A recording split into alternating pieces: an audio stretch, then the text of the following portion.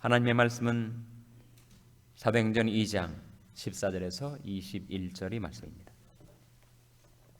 베드로가 11사도와 같이 서서 소리를 높여 가로되 유대인들과 예루살렘에 사는 모든 사람들아, 이를 너희로 알게 할 것이니 내 말에 귀를 기울이라. 때가 제3시니 너희 생각과 같이 이 사람들이 취한 것이 아니라 이는 곧 선지자 요엘로 말씀하신 것이니 일러스되 하나님이 가라사대 말세에 내가 내 영으로 모든 육체에게 부어 주리니 너희 자녀들은 예언할 것이요 너희 젊은이들은 환상을 보고 너희 늙은이는 꿈을 꾸리라.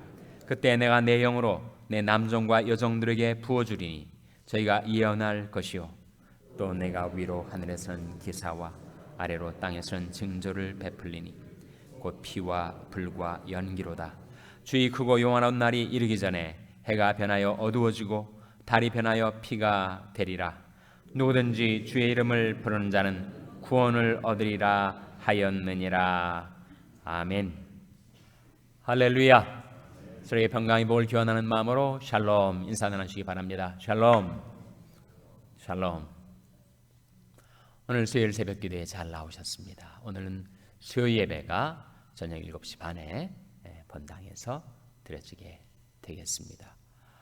새벽 기도 나오시기가 어려우신 분들, 차편 때문에 어려움을 겪는 분들이 좀 계실 거예요.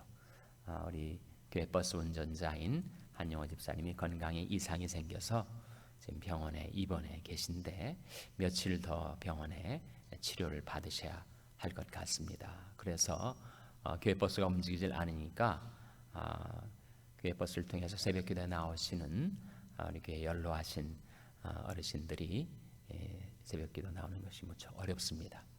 두 장로님이 마리코파 아파트 또 가데나 아파트를 돌고 있지만 롱비치에서는 차편이 제공이 안 되는 바람에 발이 묶여 있는 분들이 계십니다. 그래서 여러분 가운데 허락이 되시는 분들은 아침에 조금 일찍 움직이셔서 그 차편 봉사를 좀 해주시기 바랍니다. 가능하신 분들은 주차 관리부에 이인갑 집사님이라고 계신데 그분에게 연락을 하셔서 내가 이날 이렇게 라이드를 드릴 수 있겠다, 그렇게 자원봉사자들이 좀 나오시기를 바랍니다. 서로 돕고 서로 붙들어줘서 하나님 앞에 나오는 새벽 기도가 더 활발하게 이루어질 수 있도록 이 봉사일에 여러분 참여해 주시기를 부탁드립니다. 우리 살고 있는 이 미국 땅을 위해서 기도를 해 주시기 바랍니다. 미국이 참 어려움 가운데서 영적으로도 혼미하고 또 동성애 문제, 결혼관, 온갖 사회적인 문화적인 영적인 문제들이 산적에 있는 데다가 경제적으로 너무 지금 어려운 상태였습니다. 민주당과 공화당이 너무 서로 싸워가지고 연방 정부가 폐쇄가 됐는데 아직 그 폐쇄 상태를 못 벗어나고 있습니다. 그런데다가 국가 부채 채무 불이행의 위기가 지금 닥쳐 있는데도 정쟁을 일삼고 있는 정치 지도자들을 보면서 우리가 기도를 하지 않을 수가 없어요. 만약에 국가 채무 불이행 사태가 실제로 이루어지면 그 파장이 엄청나다고 하죠. 금융 위기를 능가하는 그런 파장이 있을지 모른다. 한편으로는 그렇게 불안해하고 또 공화당에서는 괜찮다, 오히려 잘 됐다, 이번에 한번 크게 바닥을 치고 다시 한번 회복될 수 있는 기회가 올 수도 있겠다, 이러고 있으니 그 입장차가 메꿔지지 않는 상태에서 이것이 실제로 국가 채무 불이행 사태가 벌어지면 미국 경제가 곤두박질 칠 줄 모르고 그 여파로 세계 경제가 엄청난 파장을 겪을 수가 있습니다. 그래서 오바마 대통령을 위해서 민주 공화 양당의 정치 지도자들을 위해서 그리고 미국 국민들을 위해서 미국 교회를 위해서 기도해 주시기 바랍니다. 우리만 편안하게 살 수가 결코 없습니다. 우리가 살고 있는 이 땅의 평화를 위해서 기도하라고 성경은 우리에게 일러주고 있습니다. 미국 위정자들과 국민들을 위해서 미국 교회를 위해서 회개하고 하나님 앞에 나올 수 있도록 위해서 기도해 주시기 바랍니다. 오늘 본 말씀 14절 15절 같이 읽겠습니다. 14절 15절 말씀 시작. 베드로가 열한 사도와 같이 서서 소리를 높여 가로되 유대인들과 예루살렘에 사는 모든 사람들아 이를 너희로 알게 할 것이니 내 말에 귀를 기울이라. 때가 제 삼시니 너희 생각과 같이 이 사람들이 취한 것이 아니라. 지금 120 성도들이 성령 충만을 받아서 방언으로 전하 각국 나라의 말로 정확히는 15개국어로 하나님이 큰 일, 즉 하나님이 구원 역사를 전파하는 것을 듣고 그 방언의 내용을 알아듣지 못하는 유대인들이 이 사람들이 술 취해가지고 이 야단이다, 새술에 취해서 야단법석을 떤다, 이렇게 비방을 한 거예요. 그래서 베드로가 대답하는 말이 아니 지금 때가 삼시가 아니냐. 삼시가 몇 시죠? 삼시는 유대인들이 시간 계산법을 이번 기회에 한번 알아두십시오. 해가 뜨는 시각 6시로 잡을 수 있죠. 해가 뜨는 시각부터 해가 지는 시각까지 오전 6시에서 오후 6시까지를 12등분을 해서 6시부터 7시가 바로 제1시가 되는 겁니다. 6시가 제1시, 7시가 제2시, 그러니까 제3시가 몇 시가 되는 거예요? 9시가 되는 거죠. 제가 정확하게 잘 전달을 못한 것 같습니다. 그러니까 해 뜨는 시각을 기점으로 해서 1시간씩, 그러니까 제1시는 7시가 되는 거고 제2시는 8시가 되는 거고 제3시는 9시가 되는 거죠. 자, 제6시는 몇 시가 됩니까? 그러면 정오가 되는 거죠. 제9시라고도 또 성경에 나오는데 제9시는 몇 시가 되는 거예요? 오후 3시가 되는 거죠. 계산이 되십니까? 그러니까 지금 베드로가 대답하는 말이 지금이 제3시가 아니냐. 아침 9시인데 무슨 사람들이 술을 취해서 그렇게 술 취해가지고 하는 그런 짓으로 그렇게 비방 중상을 할 수가 있단 말이냐. 이렇게 베드로가 공박을 하면서 더 중요한 것은 그러니까 성경 말씀이 예언이 성취다라고 증가하고 있는 겁니다. 16절 말씀해 보시면 이는 곧 선자 요엘로 말씀하신 것이니 일러스되. 자, 17절 18절 같이 읽겠습니다. 시작. 하나님이 가라사대 말세 내가 내 영으로 모든 육체에게 부어주리니 너희 자녀들은 예언할 것이요 너희 젊은이들은 환상을 보고 너희 늙은이들은 꿈을 꾸리라. 그때 내가 내 영으로 내 남종과 여종들에게 부어주리니 저희가 예언할 것이요. 그건 요엘서 2장에 나온 예언의 말씀이 실현이다. 그래서 그 하나님의 말씀이 바로 당신들 눈앞에서 지금 이렇게 성취되고 있는 것을 똑똑히 보시오 라고 도전을 하고 있는 것입니다. 요엘서의 예언의 말씀이 내용이 뭐예요?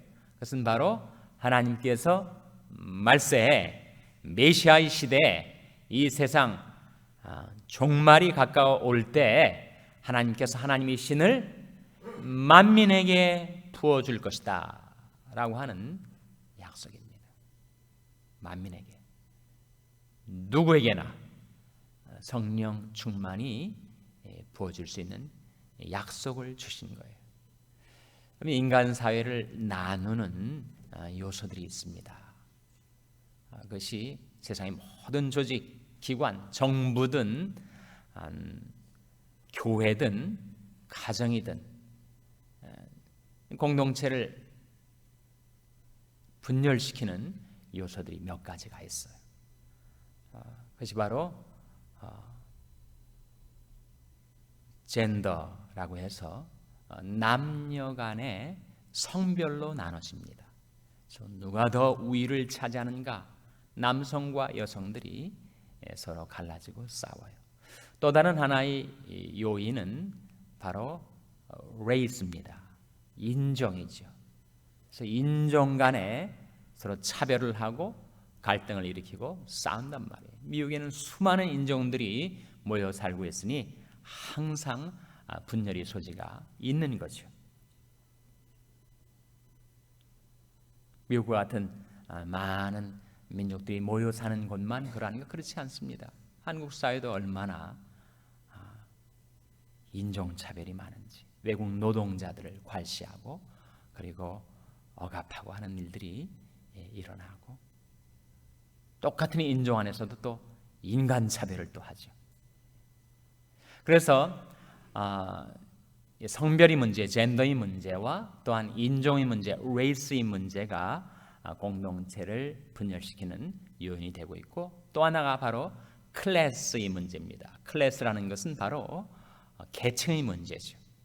돈 있는 사람하고 돈 없는 사람, 부자하고 가난한 사람이 바로 경제적인 요인으로 인해서 서로 분열을 일으킨다는 거예요.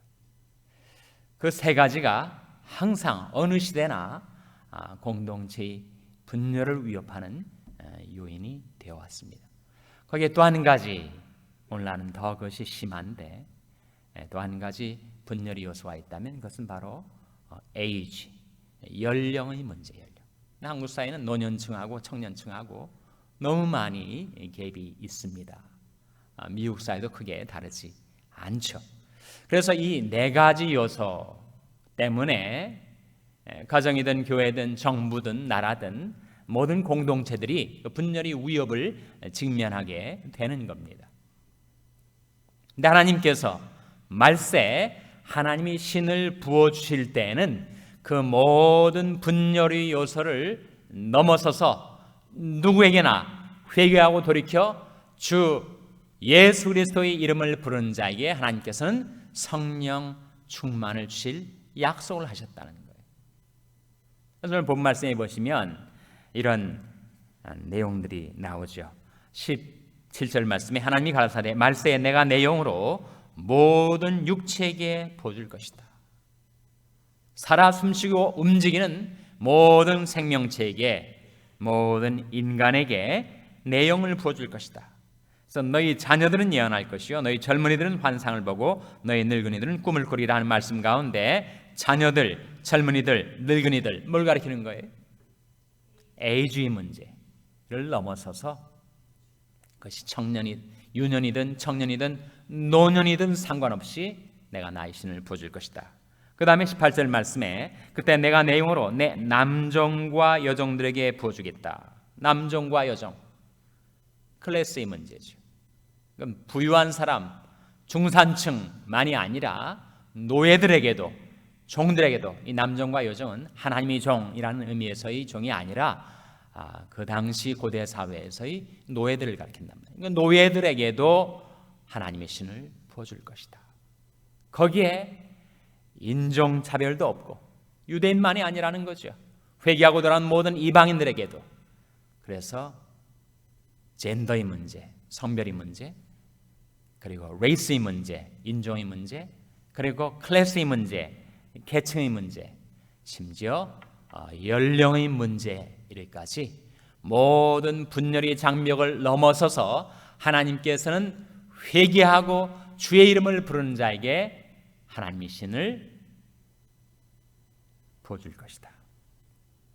차별 없이 누구에게나 성령 충만이 약속을 요엘서를 통해서 하셨는데, 그 요엘서 예언의 말씀이 지금 당신들이 지금 보는 눈앞에서 생생하게 성취되고 있지 않는가라고 베드로가 지금 도전을 하고 있는 것입니다.